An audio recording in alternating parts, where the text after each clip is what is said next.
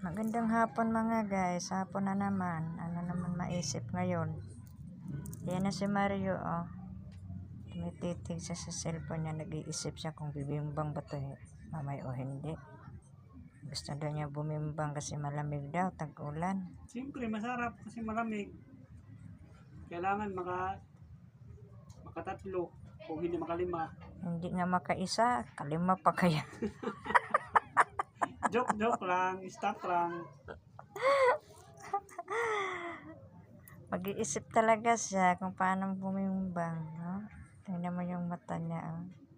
Nag-iisip siya. Ang layo ng iniisip niya. Magbibimbang ba ito mamaya o hindi? Oo na.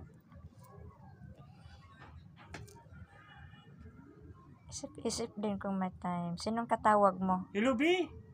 Huwag ka muna pumunta dito kasi nandito yung asawa ko. Jesus. Patuloyin mo dito. Ba't tayo mapatuloyin mo na dito ako? Titingnan na lang ko kayo pag magbimbangan na kayong dalawa.